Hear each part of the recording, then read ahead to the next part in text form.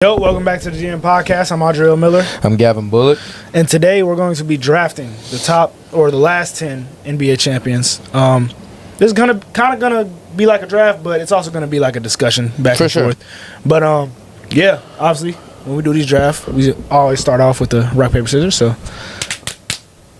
all right, there you go. Do you want the first pick or do you want to hand it to what you want to do? You go first. All right, I'll go first. All right. So this is actually tough for me because there's no obvious number one in my opinion. It's hard because they all won. Yeah, they all won. So you would have to see them actually play each other. Right. But for me, I'm gonna go with the 2017 Warriors, and that's the first squad, which is interesting because obviously the second squad probably would have more chemistry and all that. Right. But the reason I'm gonna go with the first squad is because they had better role players. I couldn't list them right now, but they have better role players. And that second squad almost lost to Houston. So for me, it's like I can't really. And if you would switch them, that's okay. But yeah, this team also almost lost to San Antonio. If you remember that, because when Zaza went under Kawhi and hurt him, they were up by 20 at that point. So it's so interesting. But I'm gonna go with the 2017 Warriors. Yeah. Okay, I'm gonna go with the 18 Warriors. Okay. You can make those arguments, which are completely fair, but then you can also just go to which this is not a lot of but they swept in the finals. It's pretty impressive. Last team I think that did that was the Spurs when they played LeBron. Yeah. So I'm gonna take them with my first. Obviously, not extremely different teams. It's KD, same core. Yeah. KD, Curry, Clay, Draymond. Iguodala. Yeah. The second team I'm going to go with is the Celtics this year. And the reason the only knock I have on my team this year is depth. If I compare my starting five, other than the 17-18 Warriors, because I think those teams this is a discussion for another day, but I think those are the best teams in the past 100 years, just ever. The first team you drafted first, I think that's the best team ever that you drafted. Me too. But from a starting five perspective, we don't have a weakness. Every player can shoot the three ball. Every player can get a bucket one-on-one. Every player can guard as an all-NBA level. The only thing you can say is, and none of our players are injury-prone other than Porzingis. So it's dang. I don't know. Other than depth. I disagree. And this is why. All of these championship squads have a strong seven. And you know how much I feel about the strong seven. For y'all did have you can make an argument that y'all easily and you drafting them third isn't crazy to me. So I can start off by saying that. But for me it's after six, y'all after five. Six. You think Horford really counts? Good. Horford is really good. Well then I'll give you that. But after that, there's a steep drop off compared to these other squads. For sure. But the way we play and get up a lot of threes, people don't understand. We shoot the ball those Warriors teams. The other thing is, y'all don't have that. Y'all don't have that alpha. Alpha. Compared to all the other teams. Compared to all the other teams, obviously. Jason Tatum is a great player, but compared to the Jokic, the Kawhi. Okay, cool, yeah. So that's why I didn't even have them in my top five, I don't believe. Dang. And the thing is, our 7 and 8, which is Pritchard and Hauser. Yeah. Obviously, Hauser was really good for us. Yeah, he did. He was. If you throw him on another team in the league, he's not very great. But the way he fits and sits corner, he's the reason I think we would have lost another game, maybe not two. We would have lost another game. I think the Heat series would have went 6 if it wasn't for Hauser because they couldn't run zone when Hauser was in the game. Yeah, he couldn't miss. I remember there was one sequence in 4 or 5 minutes. He hit 4 threes in a row, and the game came back. Yeah. I get what you're saying after the strong 7, but that 6 is agreed. Even Horford. Yeah. Horford's the only one that can't go one-on-one. Yeah. Every time. Yeah. But 1 through 5, we have a squad, and every single team you show me on this list, we have a player that can pick on someone on the other side. Absolutely. Go get a bucket, and also we can lock up, switch 1 through 5. Another thing I don't like about y'all is just Oh no, it really is just that alpha. It's just part. the alpha part. Yeah. It's the fact that we don't have a. And also, I am considering playoff runs, and y'all playoff run wasn't as impressive. Yeah. And like once again, We can't no control fault that. to y'all. Y'all can't control that. We can't control that. But with my next pick, I'm gonna go with the 2016 Cavs. Okay, come back 3-1. Come back 3-1. This was a squad they're stacked. Yeah. You can look at it, and it's built for LeBron to be like successful with great. 3 and Ds. He needs a scoring guard. Yeah. He had Kyrie. And then he had a bunch of 3 and D. He had J.R. Smith, who was hooping that year. 3 and Whatever D. you want to say about him. Yeah. Exactly. Tristan Thompson, And I think this is off topic. The Mavericks need to take notes, and I think they are with Klay Thompson. Yeah, the sure. Mavericks need to take notes with Luka, build sort of a similar type of team. And with the Cavs, I think something that goes so overlooked with them is how good Kevin Love actually was with the Cleveland Cavaliers. Yeah. He was he would hit timely shots. For sure. He wasn't scoring at the same volume as when he was with Minnesota. But he was getting boards. It's the same thing with Bosh. And you're seeing it now. Even with the Heat, Kevin Love has found a way to contribute with every squad he's been on. Yeah. So Is he coming back? Huh? Is he coming to the Heat? I mean, I haven't seen him move. I feel like we would have seen him. Yeah. But Kevin Love is just such a great role player. Nah, he is. He's just fit. He fits in everywhere. And he'll have a spot in the league for a couple more years if he wants to. He can hit shots. Hit shots, rebound. Hit shots, rebound, makes the right play. Absolutely. But So with my next pick, I'm going to go with the 2019 Toronto Raptors. Okay. They might, in my personal opinion, other than Bron coming back 3-1, you could make an argument they have the best player on this list. That's where I was getting to. Kawhi Leonard in 2019 Do your homework. was the second best basketball player I have ever laid my eyes upon. Do your homework on Kawhi. That year, he was like, you couldn't stop him. And you have to consider the playoff run with them as well. They beat Giannis's Bucks. Yeah. They obviously beat the Warriors, who were shorthanded, but it's still a pretty great Warriors squad. Still the Warriors. And they beat Philadelphia, who, it's crazy to think that Philly might have been, that year was probably their year to go because obviously it was Jimmy Butler, Ben Simmons. And Kawhi had that clutch bouncing shot. And he had the clutch, that squad. And it's not just him. They had their 7. They had Kyle Lowry. They had Danny Green, who was good for them. Marc Gasol. That was a squad. They had Pascal Siakam, who might have been the best year of Pascal Siakam. Yeah. And they had Danny Green. Yeah, Danny Green was good. OG Anunoby. That was a squad. So they had dudes, and what stands out to me once again is just the playoff run and the alpha they had. Yeah. There was no player on this list that I even considered was as good, other than 2018 Bron. Yeah. Was as good as Kawhi Leonard. Yeah. It's just real. Yeah. Yeah. So you can move on with yours.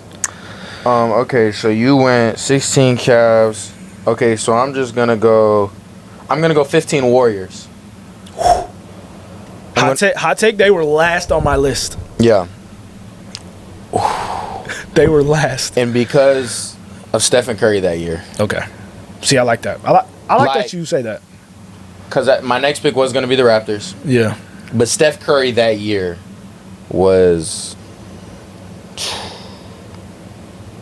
We'll never see it again. Nah. We will never see that again. We'll never see another player have a year that he did shooting wise. He was almost shooting 50 from 3. Yeah.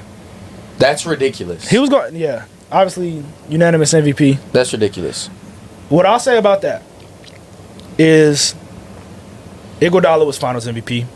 Yeah. For locking down LeBron James, who didn't have Kyrie or Kevin Love. Who he didn't lock down. He did not lock. Who he did not lock. But I will say, it's not crazy to me that he got Finals MVP, and I know it's crazy to you. And if you went Stephen Curry with Finals MVP, it also wouldn't have been crazy to me. Yeah. But I did think Iguodala had so much, every single game, he defended for sure hard, and he got buckets. Yeah. And he was the biggest story of that series, and because there was a discrepancy on how he played in the regular season and how he played in the finals. Yeah. And obviously Steph didn't play as well. But he played good enough to win Finals MVP. No. I was frustrated with that. But it is what it is. My thing is that 15 Warriors team also had, I think that's less of a knock on Curry than it is bro, Iguodala was just And that was really when you saw the Warriors. I think that was when their role players were at their best because you had Sean Livingston, you had Landry Barbosa, who people don't know. That's a good point. That's a great point. Like you had Harrison Barnes. Harrison Barnes. You had a lot of role players stepping up for them. That when they went the KD route, it was like, okay, you just can't outscore the R4. Yeah. Wow, that was a complete team to me, and that's why I drafted our Celtics team, because I think 1 through 5 we were way more complete than a lot of these teams with certain alphas, because I just compare us to like those Raptor teams and all that, and I'm like, dang, I don't know what Marc Gasol would have done. Yeah. Or you know what I'm saying? I just look, I can find a player, and I don't think on the other side, other than Kawhi's going to get off whoever. Yeah. I don't think anyone's just getting off against these complete teams. So I agree. it's definitely a preference. My thing is, and this it just sucks. I think the Cavs beat them if healthy. And then I think they don't come back 3-1 if Draymond never gets ejected. Well, there you go. So it's like it would have evened out regardless. Yes, you're right. After that, I didn't love this team, but I'm gonna go Nuggets. Last year's Nuggets. I would have took that. The reason I didn't love this team was because they didn't even beat a 51 team all playoffs. Yeah. If you look at the teams that they played in the playoffs, you know, they faced the Lakers in the conference finals, who were a really high seed. Obviously, they had LeBron James, but they were a really high seed. And then you faced Miami in the finals. I never looked at, and it wasn't, obviously they're good. They're a great team. But I never looked at a series and been like, dang, like, I don't know if they're going to win this. It was a great win. Yeah, like, dang, I thought they were going to lose this. Like, there was no... I completely agree. Yeah. And that makes me just think, like, with this year them losing, kind of makes me like, dang, I wonder what if they played a Boston. Yeah. Not saying they would have lost, because that was a great team with Bruce Brown. But that's Bruce Brown was an interesting argument. So would you take if the 2023 Nuggets were to play the 2024 Celtics, who are you taking? Celtics.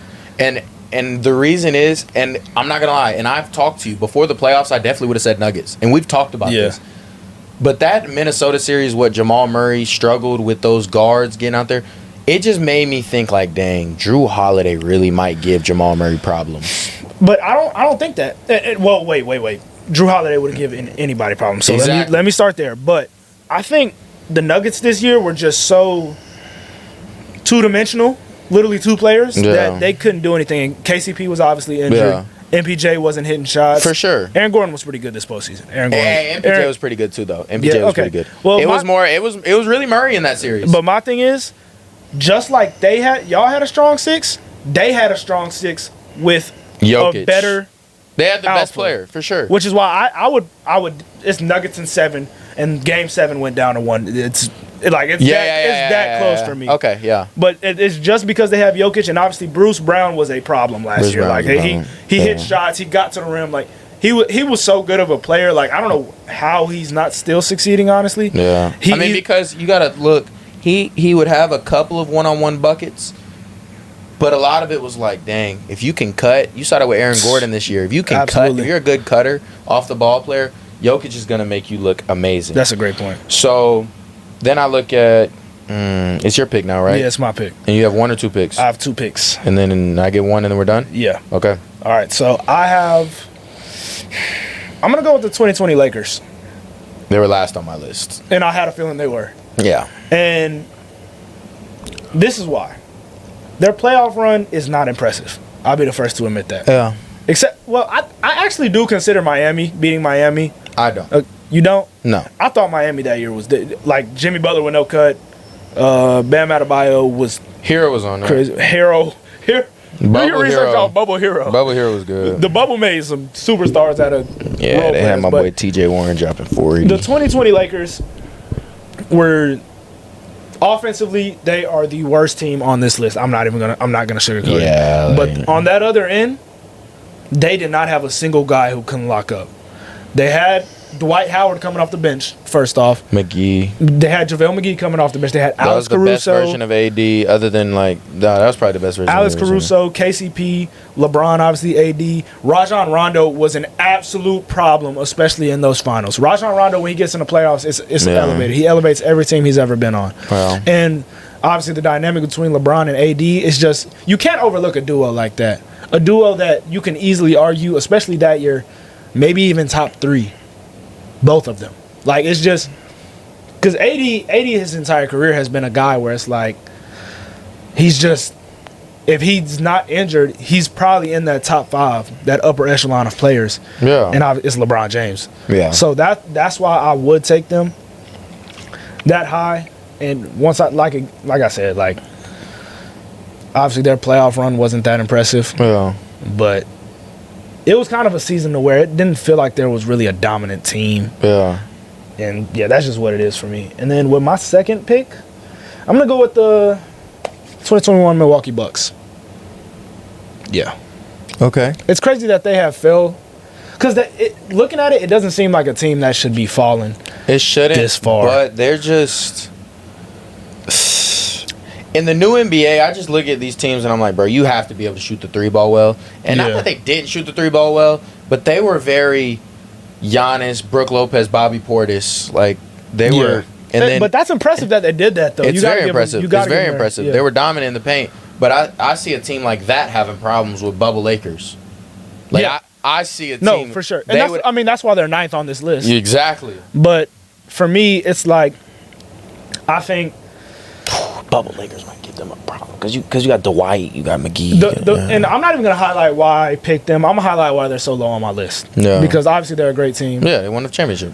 And Giannis is the bright spot of this squad. Giannis that year was, it's the best version we've seen of Giannis. He couldn't be stopped. Yeah. But that's a team who should have lost in the second round if everyone was healthy. Yeah. And you have to consider that.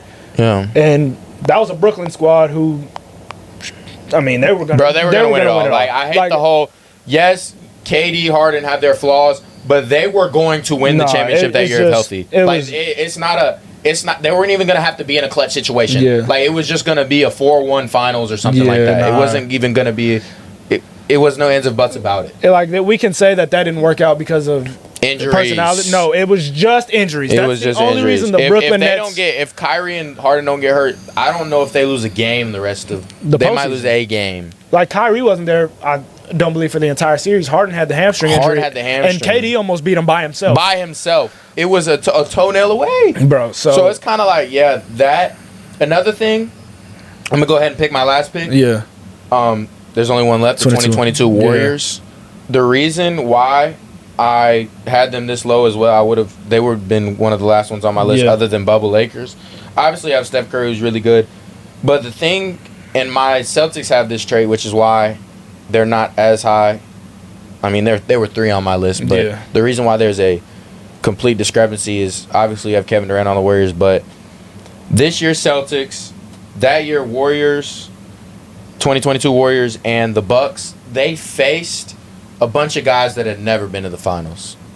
That's why I didn't pick them. So it's kind of like the Bucks facing the Suns have, not saying the Bucks had experience, but that for Giannis to get a ring, that was the best scenario. With him not having finals experience, he's facing everybody else. Even CP3 with no finals experience. They would have lost to the Clippers. Yeah. The Bucks would have lost to the Clippers that year. Like, I just think about all the teams. Like, imagine that Bucks team against that Rockets team with Harden. Yeah. And that's there's teams I feel like that have been in this span that we're good enough to win a championship and just we're at the wrong Brooklyn is time. obviously one. Houston is obviously one. San Antonio, you have to just wonder them getting to a Western Conference Finals that year and then being up 20 against KD. Yeah. With Kawhi, and this is what frustrates me, bro. People don't know how good Kawhi Leonard is. They don't. They simply don't. Kawhi Leonard is. It's hard to rank him because of the injuries, but if you look at just what he does when healthy, it's pretty damn crazy. Like, bro, it's just obviously he averaged 28 the Raptors year, but he's just like, I feel like if he stayed healthy and he would just would have produced as consistently as other guys that we Best rank in two-way that small forward of all top time. 20. He's the best two-way. You have to put him as a top 10 player.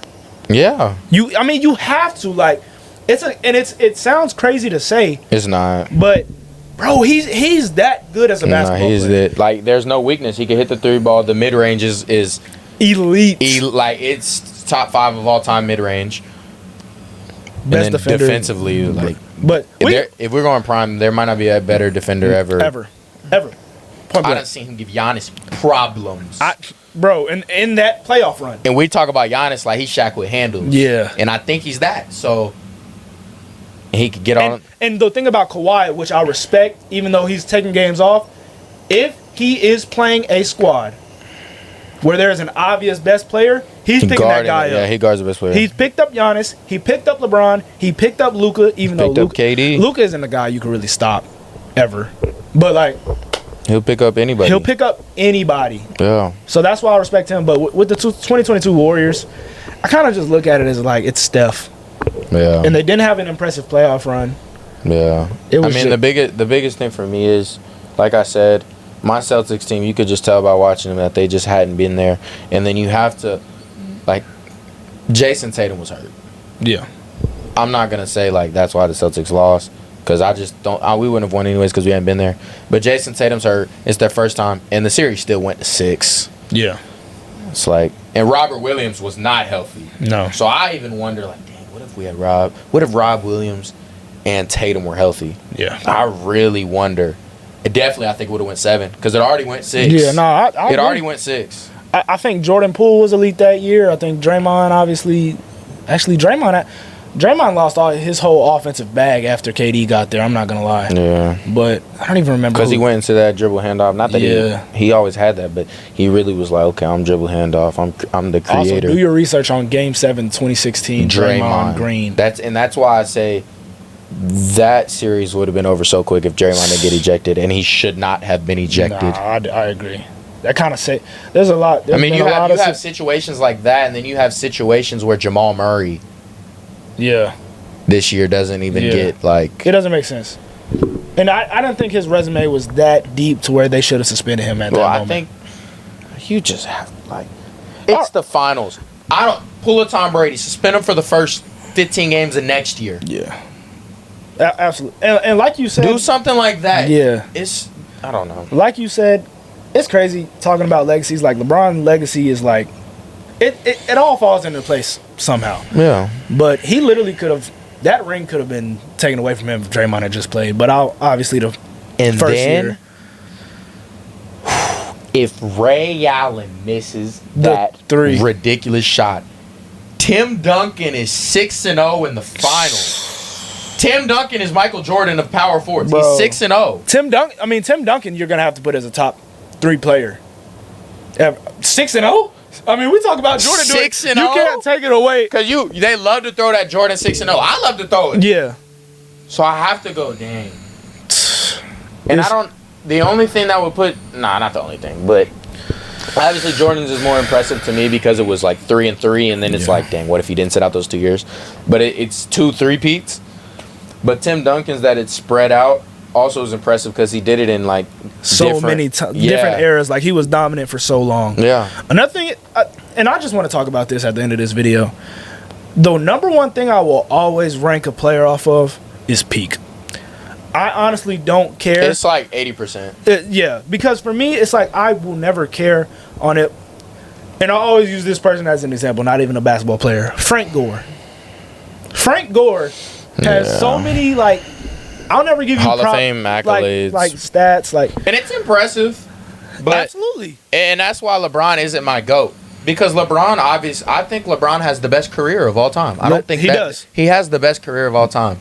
And that might be for any sport, unless you want to go like Brady. But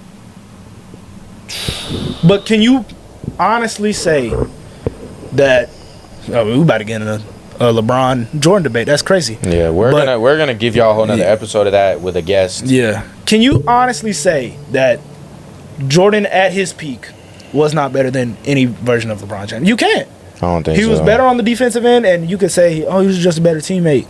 bro, he put the ball in the basket and he defended. That's 50% of one end, and like that equals 100%. Yeah. So I don't know. Just that argument. This was not meant to be a LeBron hate video. It wasn't. But we're gonna have a LeBron Jordan debate with some guests coming soon. It should be interesting. Very soon. Yeah. Well, thank you guys for tuning in. Like, comment, and subscribe. Peace out.